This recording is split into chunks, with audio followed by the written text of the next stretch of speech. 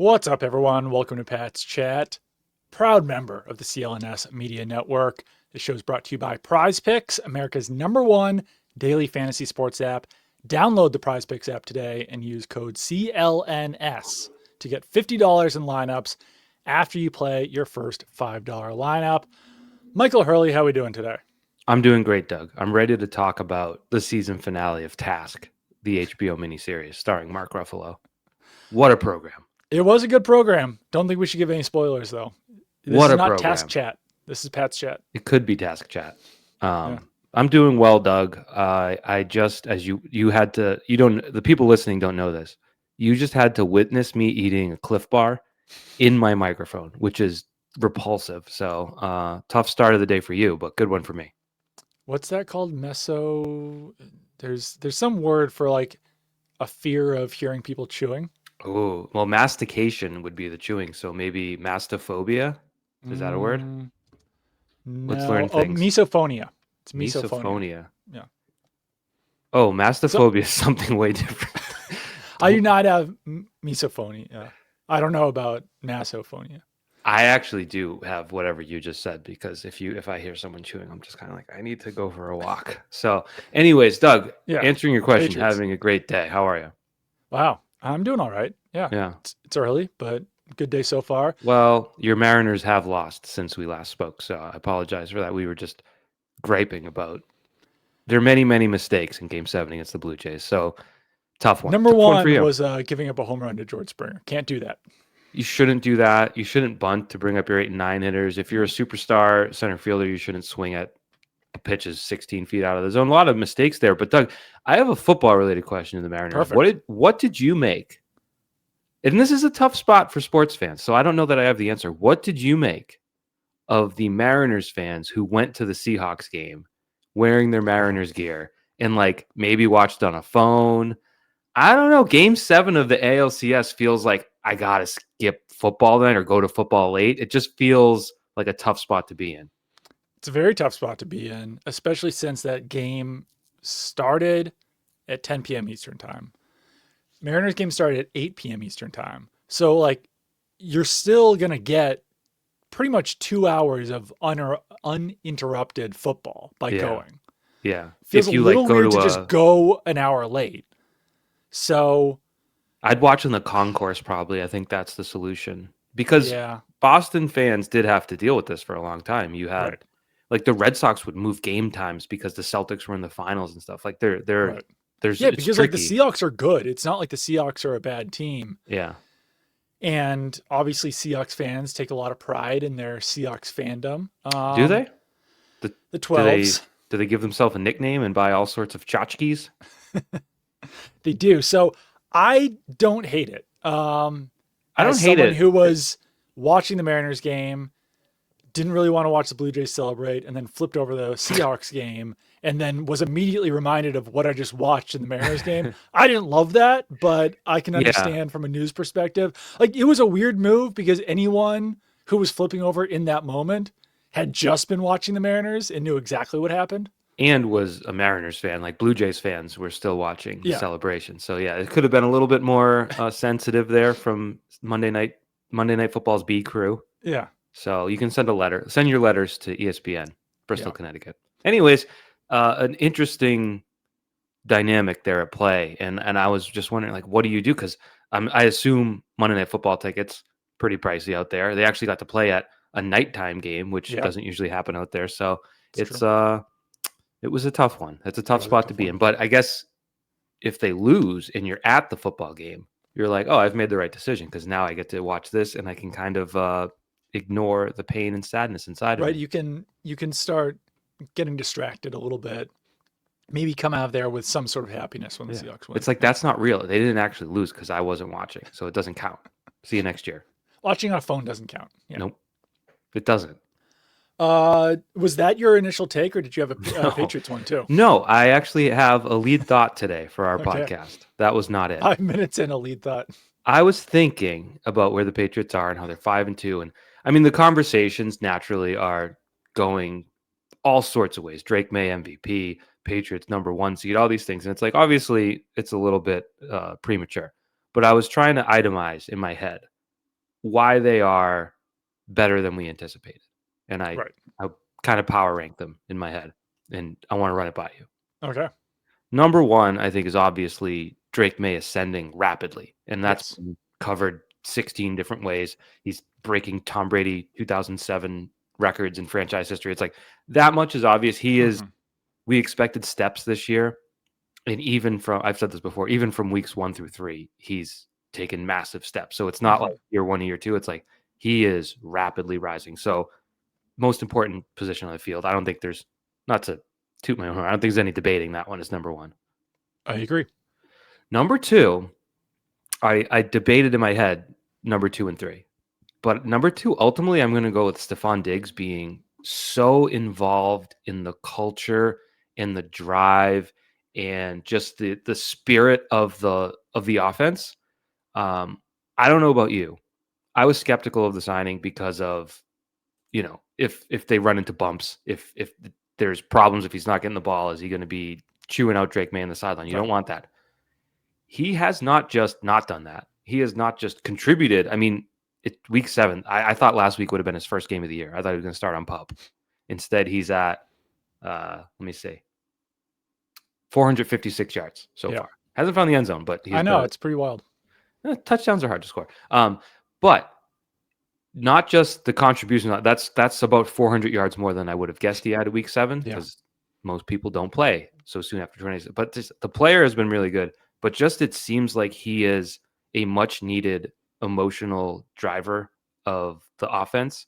And when he didn't get the C, remember it was like, oh, well, he's not really going to be elite. He is, I think, the only one who's got like the been there, done that on the offense. And I think he's been so significant. So he is my number 2. So my number 2 would be Mike Vrabel, but I can totally understand Stephon Diggs being number 2 just because he has been so much better than anyone expected. He's been a great leader. He's on pace for over 1,000 yards. He's been what you would have been looking for regardless of who you added or signed in the offseason so far. Like if you're looking at a Chris Godwin or a Terry McLaurin or a DK Metcalf, like you want them to be at this point, and he's there, and he cost less. You didn't have to give up a draft pick. There was risk. There was risk about the knee. There was risk about what he's done in other places. There's even just the risk of like, this is a big personality to add to the locker room. How's that all going to gel? Overall, I think the personality aspect has wound up being much more of a positive than any sort of distraction or negative. For sure. And yeah, like people, I think that wide receiver room, I kind of anticipated. And I guess the lead of my number 2 here is that I'm a jackass. So fair enough.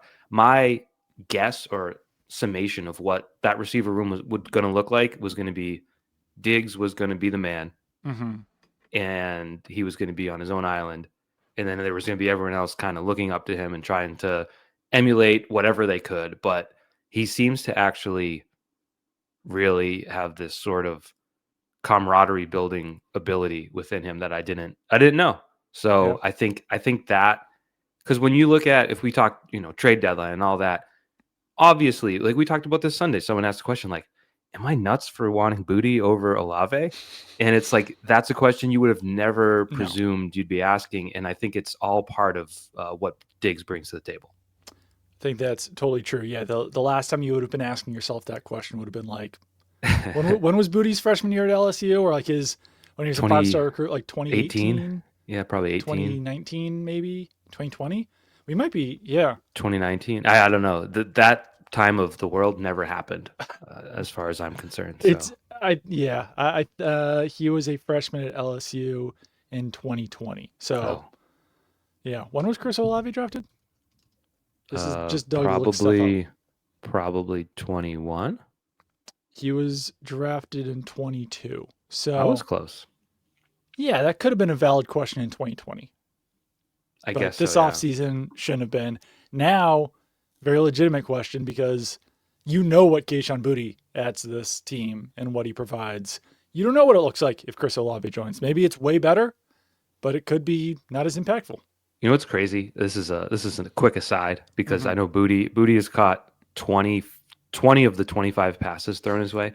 The catch percentage on all these, and it's obviously Drake Maye has been insanely accurate. He's thrown to Stephon Diggs 44 times, and he's caught 39 of them.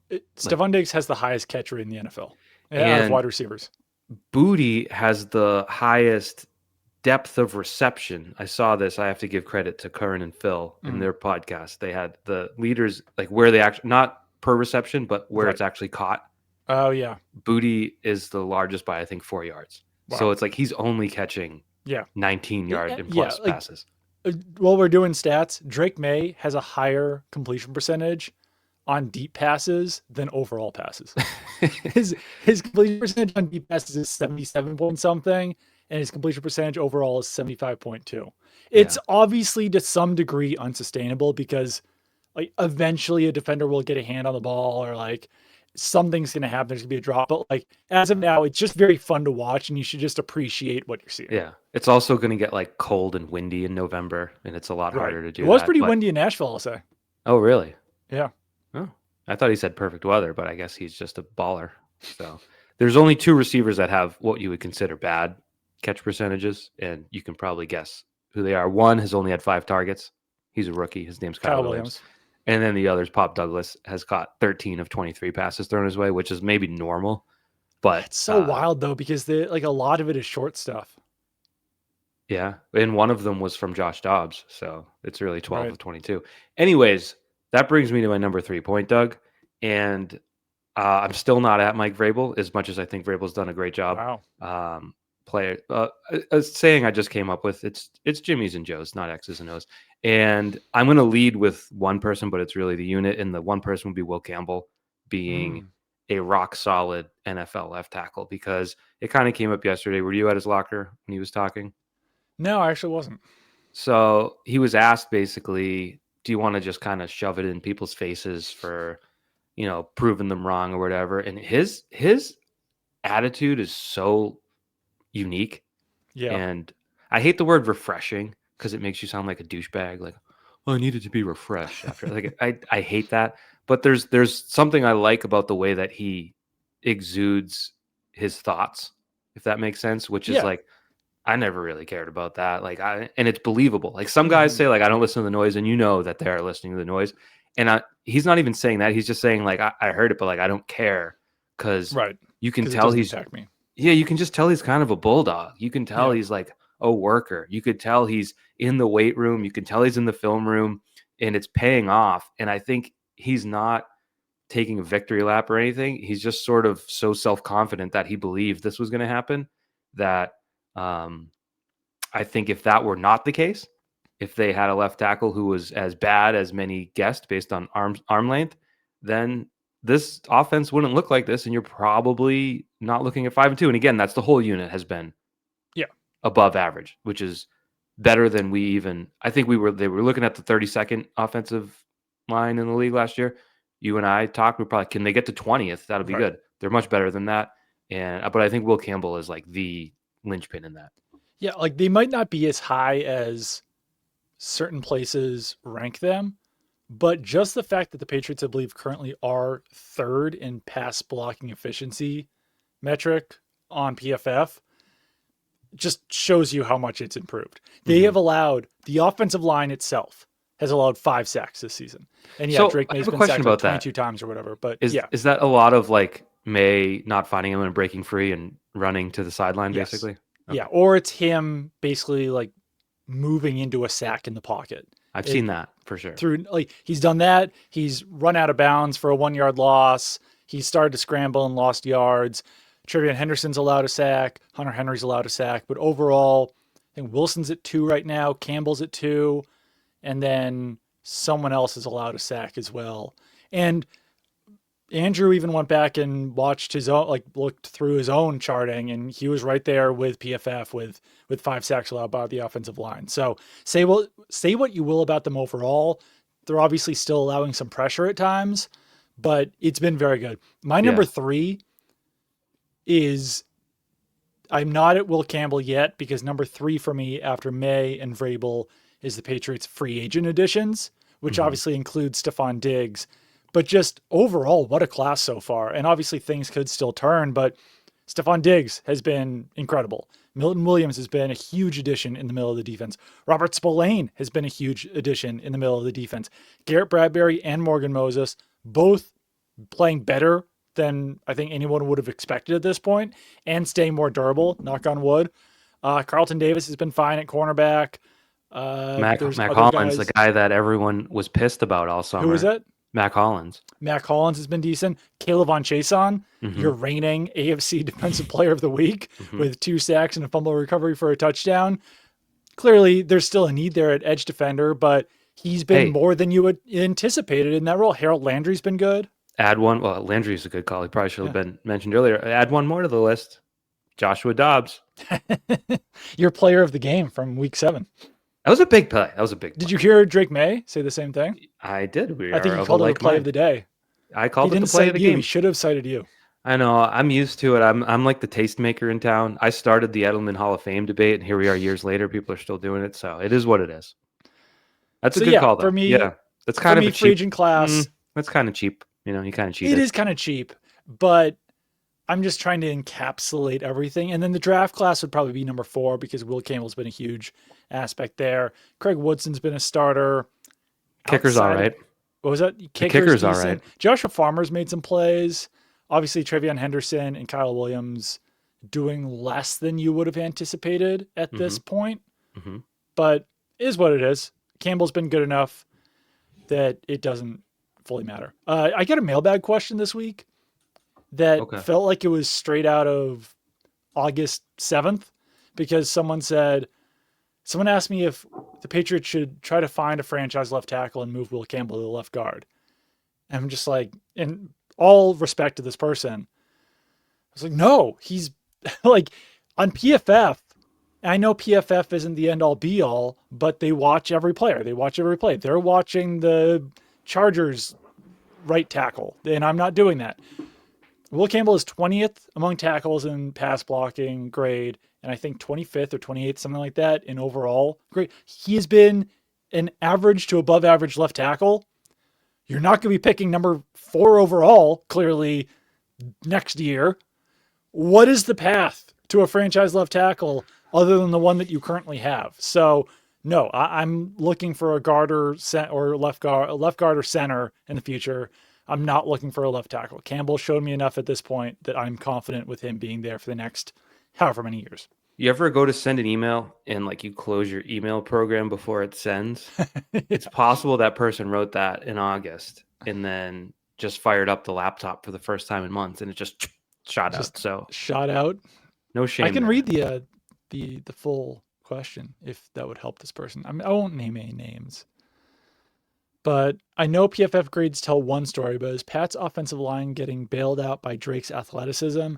Will Campbell has been fine, but seems like if Pats can get a blue chip left tackle this offseason, they should do it and let Campbell play left guard. No, I'm not. No, he's been good there, and frankly, he hasn't looked like a guard. I know that was sort of the backup plan. Right. He doesn't play like a guard that's out at tackle. You watched Joe Tooney last year. Right. And it's like a fish out of water. No, and you're like, Campbell's he shouldn't be doing this. Tackle his whole goddamn life, basically. So yeah, he actually did. I think it was Dan Roach asked him yesterday, is it too soon for us to joke with you about the short arm stuff? And he was like, I don't want to do a Will Campbell accent because I haven't listened to him enough, but it was basically nah, it was never too soon. And someone actually sent me a T-Rex toy and I thought it was pretty funny. So it's he's aware of it, but yeah. I found that pretty funny. But he doesn't play like a guard at all. I think overall with the offensive line, clearly you would have liked a little bit better in the run game, even though I'm still blaming the running backs over the offensive line. But Campbell overall, you'd like to see a little bit more progress in run blocking. Yeah, but I also would push back a little on that and say, yes, you'd obviously like them to be good at run blocking and pass blocking, but I think everyone agreed going into the year, it's the number one thing they need to fix is protecting the quarterback, the young quarterback, and then you sort of build from there. So the fact that they did work on that, remember last year, anytime any opponent ran any sort of stunt, it was an automatic sack. It was just they were perplexed, and they've gotten beat by a couple, but it's taken a little bit more. The one this week when, sorry, my heat just kicked on. Boy, is it loud. there was one free rusher that ran up the gut at Maye. I'm trying to remember what play it was, but it was a delayed blitz from the middle linebacker, basically. And when you got caught, with no one to block, so he helped out to his left, and then all of a sudden the guy's zooming by him, and it's like, all right, it worked, but it wasn't. It wasn't the traditional just a tackle and stunt where someone loops in and has a free run of the quarterback. Yeah, it's looked cleaner. There's still times when they're struggling with it a little bit, but even just thinking about this offensive line in the middle of the summer and imagining that they would be here at this place right now would have been very unpredictable. So they're in a good spot. We'll talk about how this is potentially going to be their biggest test overall, but let's talk about our sponsor first, and that is Prize Picks. Michael, yes, I put together a small little Prize Picks lineup for Sunday's game against the Browns, actually. Really? So this I is want to going ask to you be about it. this is going to be better than your debut last week, I hope. It's going to be way better. Okay. All right. So Drake Maye, how do you feel about more than 1.5 passing touchdowns? It's tough because It the Browns obviously present a lot more challenge, but the way things are going and the way things are flowing, I'm gonna lean more, but I would hope you'd be rewarded for such confidence because it's a real defense they're playing. It is. How do you feel about Drake Maye more than 24.5 rush yards? Oh, I love that every week because that's basically one play. He had 60 something last week. I'd be surprised if it drops into the mid-20s. It's just only natural when you throw out like three decent receivers and a decent tight end, and even if like Travion Henderson's in the backfield, defenses are going to lose track of Drake Maye, who's sneaky fast. So I like the more on that one. No doubt about it. And the other thing with that is it does feel like they're probably factoring in, okay, Drake Maye took a hard shot to the back of his head last week. Maybe he runs less. Maybe he's a little bit more careful. It's not really in Drake Maye's, approach, not part of who he is as a human being. So I think he's still going to want to run. He might slide a little bit earlier, which I would advise him to do, but I like more than 24.5 rush yards. Here's the last one. Quinshon Judkins. So the Patriots have not allowed 50 yards to a running back so far this season. How do you feel about less than 72.5 rush yards from Judkins? I think Judkins is going to have a nice little day because I just think that's going to be their offense. And it is. Can the Patriots contain it? Sure. But if they run it 30 times, I'm guessing he's going to get over that. What would you say, 82 yards? 72.5. Oh, I'm going to go more there because all right. I would guess. Well, I'm going under. I'm going less. I'm going less then. You're a big believer in that run. And the run defense has been really good. I'm just saying, who else are they going to throw to, like to really get the offense rolling? So download the Prize Picks app today and use code CLNS to get $50 in lineups after you play your first $5 lineup. That's code CLNS to get $50 in lineups after you play your first $5 lineup. Prize Picks, it's good to be right. So we talked about it a little bit there. Yeah. Browns defense is very good. They rank top 5 in almost all of the advanced categories. So number EPA 1 in yards allowed.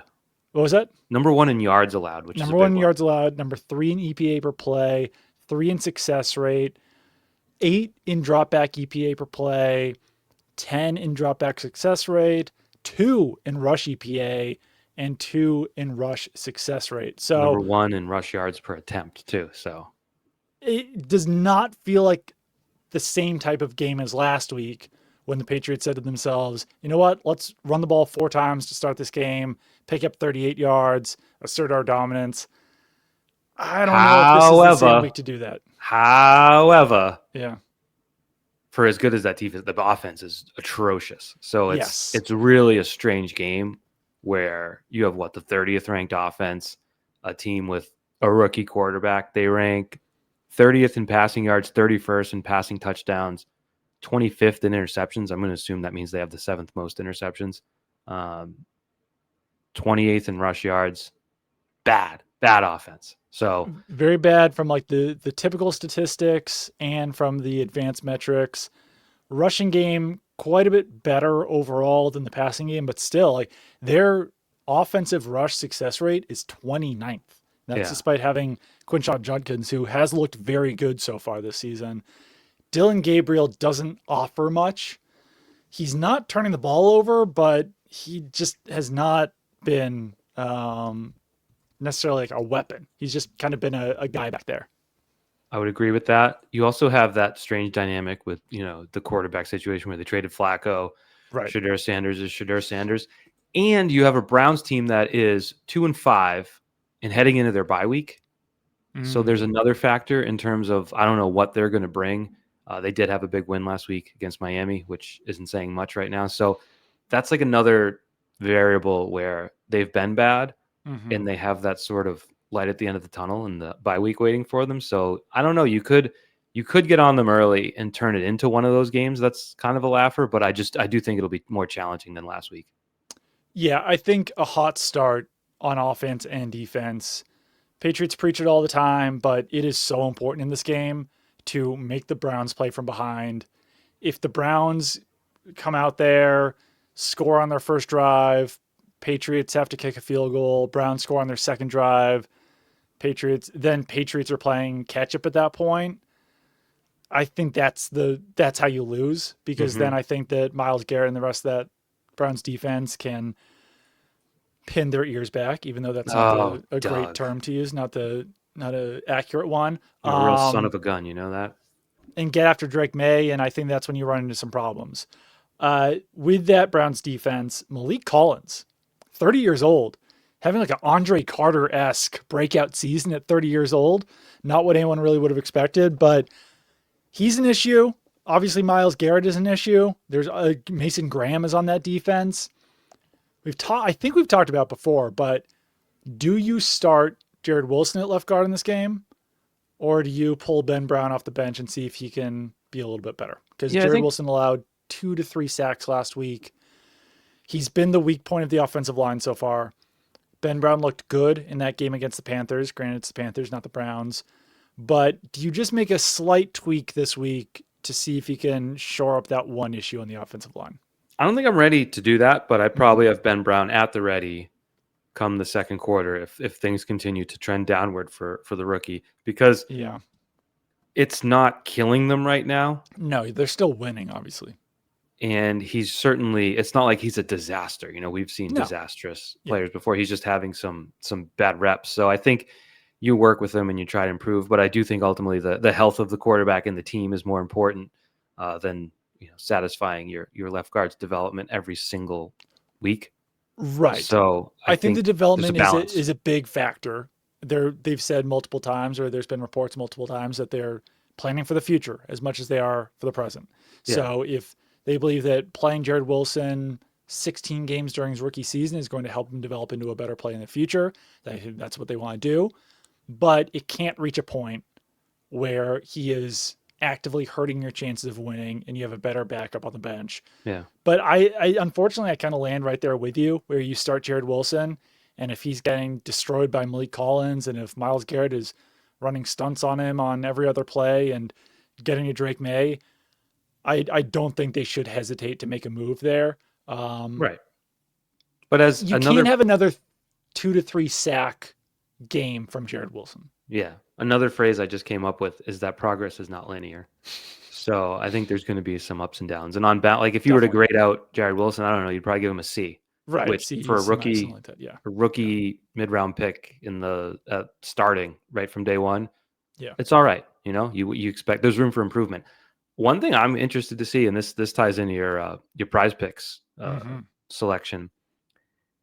So many times we've seen defenses underestimate Drake Maye's speed, where he looks like he's jogging, but he's running faster than everyone. Yeah. There's going to be a moment Sunday where he's going to be running, and Myles Garrett's going to be about 5 yards behind him, and you're going to, for the first time, probably see someone actually close the gap and maybe get him from behind. Yeah. So that's probably, and Drake Maye talked about it yesterday. You kind of always have to know where he is. He's one of those players, which there aren't that many in the league as a quarterback, where you have to be like, all right, every single snap I need to know where he is.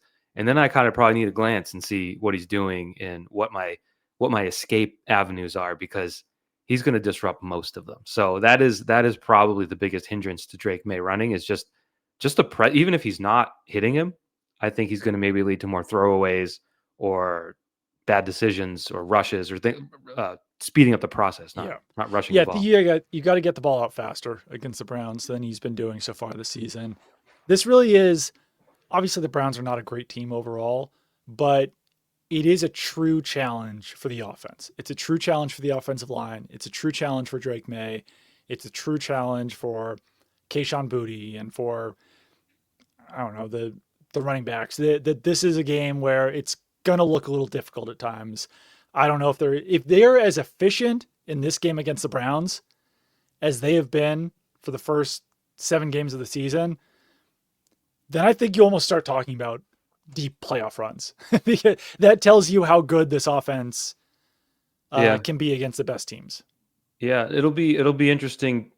Like if they win 27-10 and they score on defense and special teams and the Browns fumble on their own 10 or whatever, you probably can't make those sweeping right assumptions or conclusions. But if the offense goes out there and scores 3 touchdowns and a couple field goals, you can really look at it and sort of say, all right, like there is something here that is beyond just beating bad teams. You know what I mean? Yeah. 100%. I have Trevion Henderson. Do you think he gets more than 9 snaps and 2 touches in this game?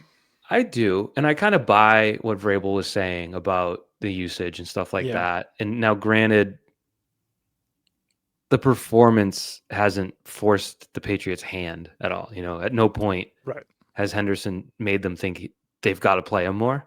No. But I do think he is just such a different. I don't think they've tapped into Trevion Henderson yet, if that makes sense. You know what I mean? I get that, but I don't also know if I agree with it. Well, think about all the maybe like how many screen passes have they thrown for him, and they were all bad early in the season. Yeah, I think they need to.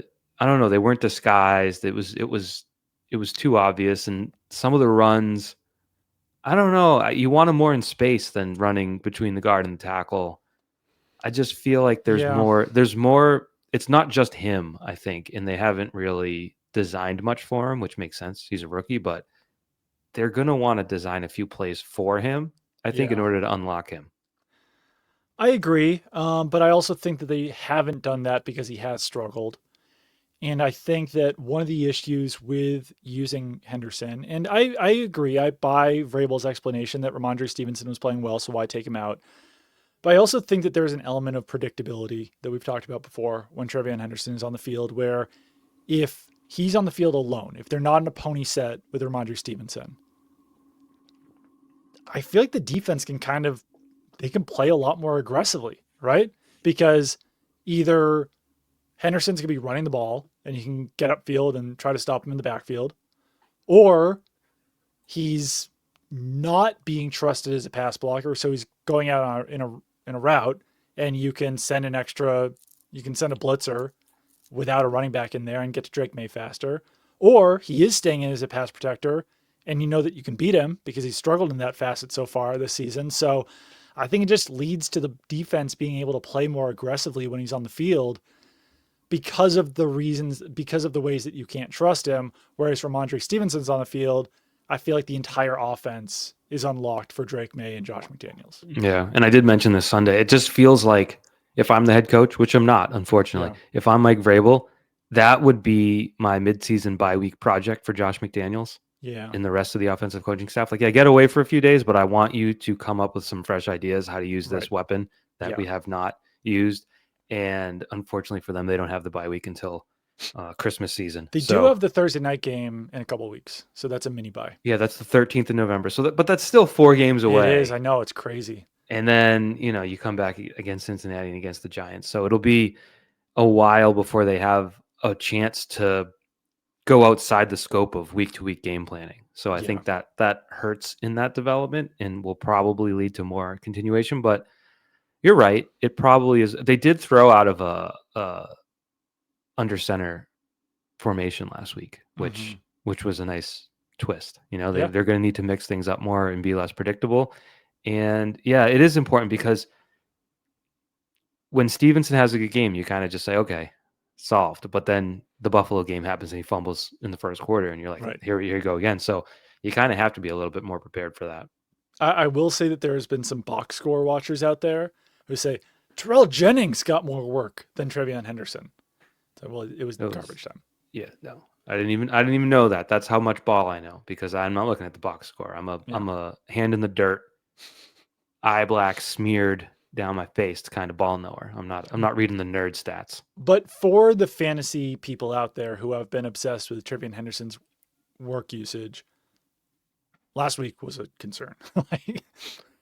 Two touches in a game. Don't play fantasy football. Boom, solved your problems. Yeah. I think for Patriots fans though too, like the people who wanted him to be this huge impact rookie who's breaking off big plays that we all thought was going to happen throughout the summer has not happened. Still waiting for it.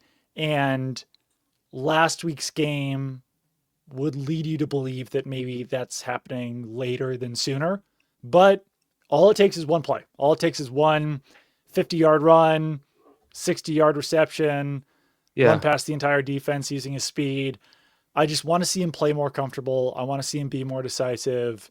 It just seems like he's playing careful right now, and that's not the way to unlock and unleash him. Right, and I'm checking now. This game will be broadcast on Fox with Chris Myers on the play-by-play and Mark Schlereth on the color. And what I'm saying is they're going to put it on the screen, Trevion Henderson, Quinshon Judkins. Oh, for sure. And they're going to juxtapose it.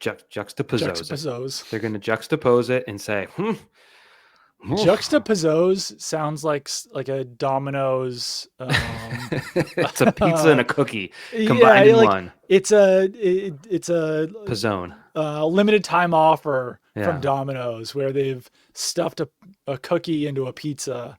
It's a savory sweet snack. The juxtapose.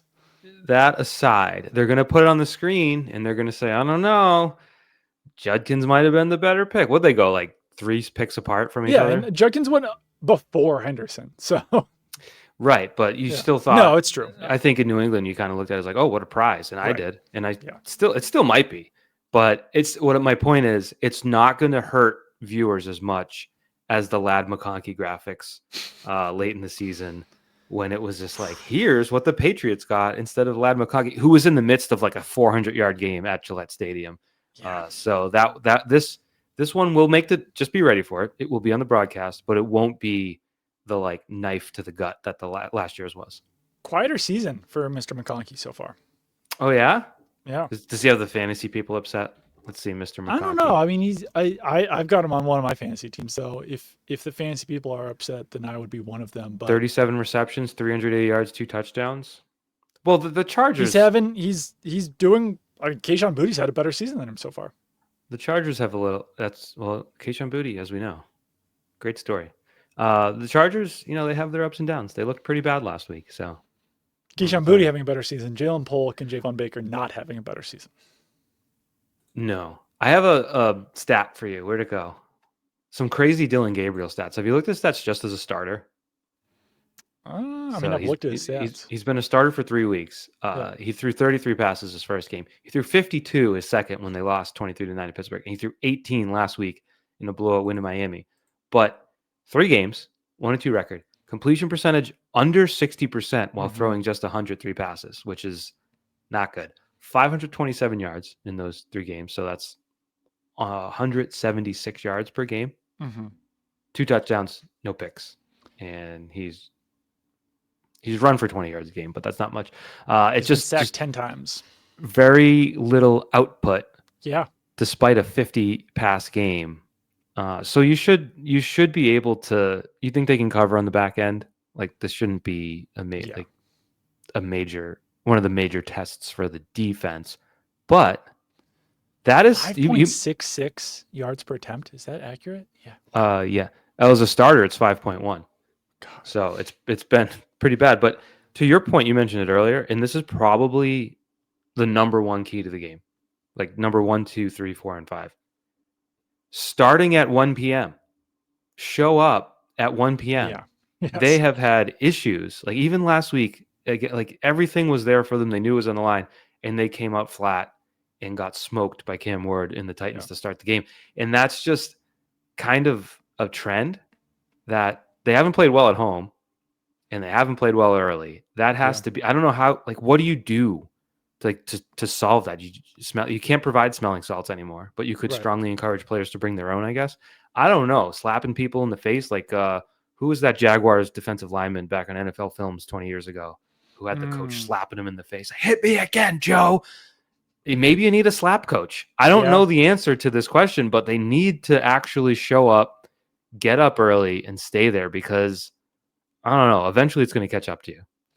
No, it definitely will. The other thing I would be worried about in this game as well, from a Browns offensive perspective, Herald, Fannin, and David Njoku. Patriots, I still don't trust them against tight ends. And Fannin's having a good season. And Njoku's been a good player for 10 years or whatever it is at this point. He's a big boy. Having two of those guys is tough. Yeah. I'm just struck by how large Njoku's getting. I think they played in London, right? Did they have a London game? What do you have? Too many bangers and mash out there? Yeah, they lost to the Vikings out there. He had a hurdle over a man, and I was like, "Jeez, impressive that he got up that high." But he's a big fella. He is a big fella. Yeah, I think that you're not worried about Dylan Gabriel. You're a little worried about Quinshon Judkins. Very curious to see if the Patriots defense can continue to have success in the run game, because you look at it on paper and you don't really think that would be that strong of a run defense. I think the fact that the Patriots have gotten out to early leads obviously helps. So that's the other big factor.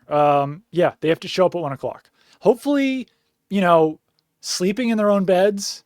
It's been a while. Or whatever, being home this week helps, because they've gotten out to slow starts despite being road warriors on the road.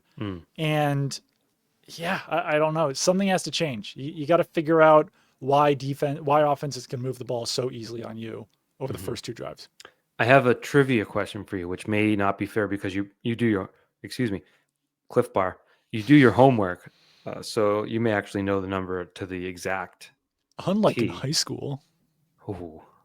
Were you a badass smoking cigarettes in the bathroom with your leather jacket? I wasn't a big fan of homework. I don't know. I did my homework. I just wasn't that smart, unfortunately.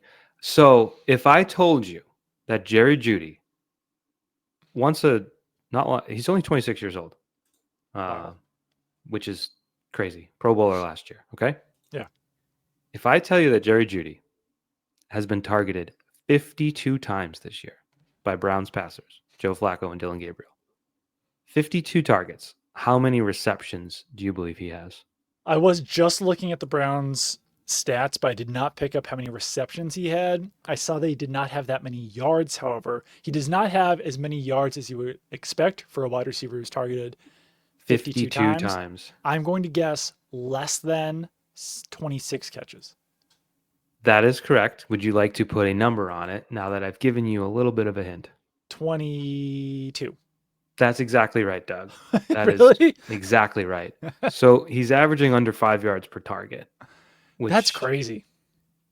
Isn't great. And yards per reception, 11.7, not bad. But when you're catching, what's the percentage there? I know it's less than half. I know that. It's 42.3% of your targets. That's nuts. For a receiver who's very good. Do you know that is a problem. So Stephon Diggs is catching has more than twice that catch rate. Was it 39 or 43? He's at like 87%. Yeah. Yeah, 42.3% is very bad. That's a problem. Yeah, it really is. By the way, I think there's some construction going on outside my house, so I apologize too. Can't hear it, Doug. 39 and 44, good. Diggs is. So Diggs is at 88.6% catch rate. Booty being at an 80% catch rate when all of his stuff is downfield is absolutely absurd. He has a 14.2 yards per target. 14.2 per target every single time. They're not throwing you screens target Kayshon Boutte, you're picking up nearly a first down and a half. Yeah. There's no, quick passes to Kayshon Boutte. There's no slants. There's no quick routes to him. Everything is at least a cover 2 hole shot. One more stat about Stephon Diggs, just because it's on the top of my mind right now. 7 of 7 on contested catches for him so far. Yeah. I mean, he's good. I don't know. Yeah. That part was never a concern for me, like contested catch. But I mean, 100% is pretty good. Let's take a quick break again, and then we'll get to. So keep that point in the top of your head. Do you feel strongly about any other Patriots performers in this game? Yeah, do we get to play tackles here on Prize Picks? Because I take the Robert Spillane more tackles, whatever the number is. Let me check. They're going to There run might quite be. a bit. That's where I would lean. There's How about- interceptions. Yeah, I was going to say interceptions. Did you see Marcus Jones is the first player to do like 7 different things in the first 7 games of the year? So maybe he's the interception pick because they're not going to throw at Gonzalez. Do you like more than half an interception for Dylan Gabriel? Oh yeah. Okay. I might. I know he's not turning it over much, but this is going to be a tough one for him, especially if they're, as we expect, playing from behind. You've been pretty good so far about predicting receivers. Have any opinions on receivers? Like, am I getting a spidey sense? Like I got the booty thing. Yeah. How about I think it's time for another Mac Hollins touchdown. It's been a while. It seemed to be an easy play there for them. Yeah, a little bit. It's been a while. I just feel like that seems to be when they're in the red zone, a play that's there for them whenever they want it, where they can just run Mac Hollins on like sort of an inside out route and he's going to be open. So you're hitting more than half a rushing and receiving touchdown for Mac Hollins? Yeah, I mean, you might as well just take the rushing right off of that. But yeah, it's all included. I'm going to throw one more in here. Yeah. Hunter Henry. Oh, never mind. What? So Hunter Henry is 5.5 receptions. I was going to take less, but you can only pick more on that one. Oh, yeah. Well, you're a more guy anyway, so you might as well just adapt. That is true. Kayshon Boutte, though, 2.5 receptions. It's no sure thing. I know. Stephon Diggs is 4.5. I'm going to go with more for Stephon Diggs. Okay, fair enough. So that is one more lineup. And if you want to play Prize Picks, download the Prize Picks app today and use code CLNS to get $50 in lineups after you play your first $5 lineup. That's code CLNS to get $50 in lineups after you play your first $5 lineup. Prize Picks, it's good to be right. All right, did you keep that thought in your head? It's just more Judy stuff because I'm just fascinated by a very good player who had 1,200 yards last year. This guy's judging Judy. That's pretty good. The Browns last year were also not very good. They were quarterbacked by Jameis Winston and Deshaun Watson and Dorian Thompson-Robinson. Not a great team. Jerry Jeudy, despite that, had 1,229 yards. This year he's on 62.1% catch rate. Yeah. And this year he's on pace for 587 yards. So that tells you just how bad the quarterbacking has been. I believe. I don't think Jerry Jeudy suddenly stinks. No. So it's an opportunity for you to take advantage of a rookie quarterback who, I don't know, might not be for the NFL. Maybe he is. I'm not, I hope Mr. and Mrs. Gabriel aren't listening. Me besmirch their child, but it hasn't shown quite yet.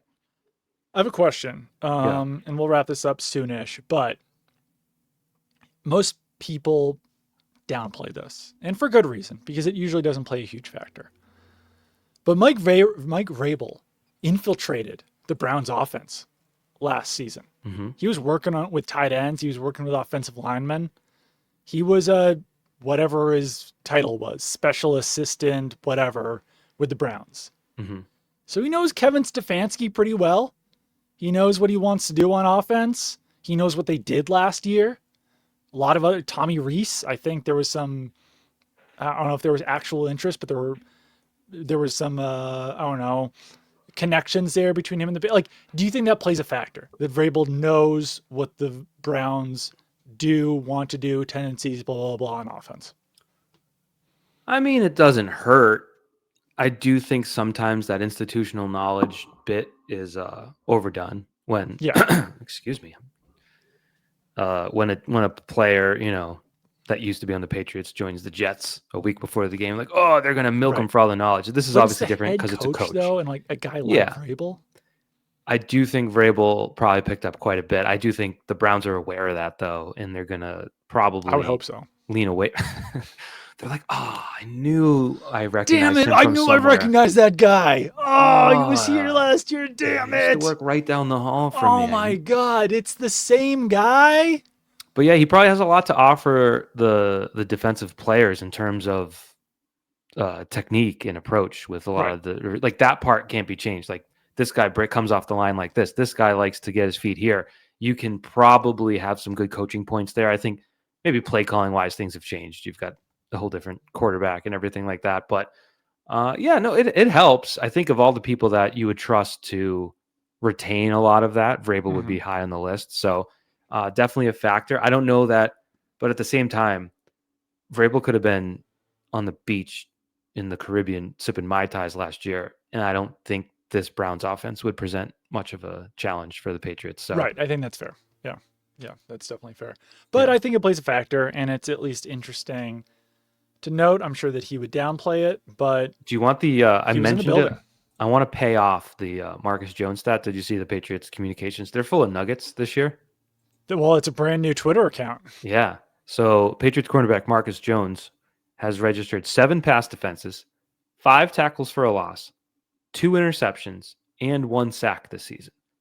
They started tracking tackles for a loss and pass defenses in 1999. Do you know how many people have done exactly that or more in the first 7 games of a season? 500. Nobody else does. What? Yeah, you were off by 500. First player to ever do. I mean, granted, it's a really random selection of things, but it tells you. It's a complete player right there. Yeah. I mentioned it a couple weeks ago. The New Orleans game. Wait, did they throw in punt return for a touchdown? No, that would have really saved that one for another week. But I mentioned after the Saints game, like sometimes he's going to give up receptions. He's short. Yeah. He's not thick. It's going to happen. But his competitiveness, I think, has really stood out this year. And I think that's why you're seeing sort of all of those different numbers in different areas of the game where he's just tenacious. Yeah, he really is. It's been very good for them this year. I would say even considerably better than last year. I do wonder if they play more man coverage this week, because I think that would play to Christian Gonzalez and Carlton Davis's strengths a little bit more, but we'll find out. We'll see. I'm kind of hoping like you get to see Christian Gonzalez do something because it just feels like teams are just like, nah, we're not even going to bother. And it's just sort of like, it's obviously a huge boon for the defense where you can do that. Yeah. But from an entertainment standpoint, you kind of want to watch the player play. You know what I mean? That's just a little selfish of me, but I would like to watch him play. Do you have any nonsense? Not really, Doug. Not too much nonsense this week. It's hard to come up with nonsense during the season. I'm just so busy all the time. You know what's weird? I went to a concert last week. Which one did you go to? So out of my Q zone, it was a little out of my area. I went to My Morning Jacket at the MGM. It was different than what I'm used to experiencing. You know, very different vibe, I would say. I don't know if I was supposed to be on drugs, but it seemed like maybe that's sort of part and parcel to it because there's a lot of strobe. Oh, a lot of strobe, a lot of jamming. Big strobe guy. I was impressed. You know, they're very, very good musicians. I would say that whatever their music would be categorized as, I mean, it's rock. It's rock, but there's a little jam to it. There's a little jam bandiness to it. Not necessarily what I would put them in, but it's good to experience different cultures. You know, not everything can be a 2.5 minute 3 power chord song. So it was fun. I actually have to go. The FBI's at my door. They're asking me for illegal gambling. Doing a podcast so apparently there was like a poker ring tied to the mob that Billups was playing in. I would have guessed. So the fact that you have Terry Rozier arrested for gambling and Chauncey Billups arrested for a poker ring tied to the mob on the same day is pretty crazy. It is pretty crazy. Innocent until proven guilty. All this comes out of this. I have no idea what's going on with Terry Rozier. Obviously, you don't want to accuse him of anything that he wasn't doing. But have you seen the clip of him? There's a game last year, and he's just like throwing the ball away every possession. Probably. Now, someone else in the NBA this year got arrested or charged or accused of this, and then got cleared, if I'm not mistaken. Okay. So there's something to be said, but you do have two former Celtics. People forget Chauncey Billups, not Celtics draft pick. Yeah, who was that? Patino got rid of him for. Yeah. Oh, it was a bad trade. Let me see if the internet. Wow, Chauncey Billups, quite a bit on his page. Quite a bit. That wasn't. They didn't get Ron Mercer for him, did they?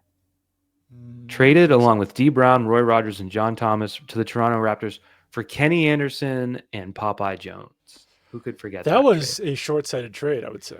I would agree with you there. I believe Billups ended up working out. Of course, today, not the day to make that point, as he's been arrested for partaking in an alleged mafia-tied gambling ring. That's crazy. Listen, I mean, obviously, like, there's laws, but you're participating in a. And once again, don't have all the details here. Probably shouldn't even be commenting. But poker. If it's strictly just poker within a mafia ring, feels like there's worse crimes than that, right? Right. I mean, poker is legal in a lot of places. I don't know about Oregon's gambling laws. Maybe there's no legal gambling there, but even still, before there were casinos in Massachusetts, there were poker games at places that were, not illegal. I don't think you could find poker rooms that, whatever, they found ways around it. It just doesn't arrest. It's one of those things where, like, if it's not illegal everywhere, then it's kind of like, all right. But still, don't know all the details. Could be far worse. FBI's involved. Who knows? But an arrest though. Arrest seems high. I have a little journalism question for you. This is something I would not have guessed. I have the ABC News story up, and in the headline, they have mafia capitalized. We capitalize mafia? Apparently. Is that one where everything's capitalized or just mafia? No. Interesting. Portland Trailblazers, Chauncey Billups, mafia are the only capitalized thing. Luckily, I have my AP style book right here. I'm going to check it out. This is a little journalism lesson for the kids. A, talk about stories as they're breaking and you haven't read anything about them. Talk into a microphone about it. Give your opinions, most importantly. Why is it a proper noun? Let's see. I don't think mafia, capitalized in the AP style guide. Secret criminal organization operating mainly in the U.S. and Italy. A little bit presumptuous there. And engaged in illegal activities such as gambling, drug dealing, and prostitution. Lowercase as a synonym for organized crime. Oh. So if you're talking about an actual organization, you can see there, mafia capitalized. Do you know I found this style book on the side of the road at BU? Someone just threw like 20 books on the sidewalk. Wow. And I was like... You were like, I got to have that one. Well, I had a style book from 2005, which they changed these things. So I have an updated one now. Anyways, that's a little lesson. We've taught people something today. When I have questions about the AP style guide, I just Google it. It's not as simple as you would think, The ones that throw me sometimes are when to include states and then also how to write out the states. On AP style. You should know that, Doug. Let's be real. You should have that memorized. That's did you or did you not study journalism? I mean, that's like day one stuff. It is interesting how recently that I was surprised about. I forgot which one it was, but usually it's like you can kind of bank on it being like 4 letters. Sometimes it's 2 letters. Yeah. Like you got your mass, you got your N.H, but like Colorado, I think is COLO period, right? Which is like, that's weird. Louisiana, I think was just LA. Maybe. I don't know if that was the one, but whatever. This is not interesting. It is. I mean, I love the debates on AP style and writing and like the use of dashes, and it's just you could spend all day doing it. You could. We won't. I want to know more about the former NBA player Damon Jones arrested as well. Today's FBI gambling probe. Well, by the time most people listen to this, they'll have more information than we do. They'll know more than we do. But I got to go meet the FBI downstairs. Be careful out there, folks. Watch out. If you're gambling with the capital M Mafia, stop it. Stop. Don't do that. Knock it off. On that note, I think we should go. I want to know more about the Rozier thing because Adam Silver. I mean, this is kind of relevant across all sports, the way gambling is. Adam Silver was asked this week, what can be done to sort of eliminate the temptation or whatever for players to act improperly. He's like, well, we really want to like limit the props available for two-way players. Blah, blah. It's like, I hope that's not your genuine answer, because that is so ignorant to think like, oh, well, this guy has a guaranteed $3 million this year. He would never do anything untoward. And it's like, that's not what it is, sir. So I don't know. It's gotten a little, it's sort of the toothpaste is out of the tube. Yeah. If you're on a team that sucks and you can make a lot of extra money, then yeah, it's unfortunate. Patriots have a player who had some gambling issues and he's overcome them. So we'll see if some of these other guys can as well. You don't know that the username Kayshawn Booty was Kayshawn Booty. It could have been anyone. Could have been. Yeah. So very well could have been. Be careful. All right. We're going to get out of here. See you guys on Sunday night. Mm-hmm. Cool. Sunday night. Sounds Goodbye. good. Bye.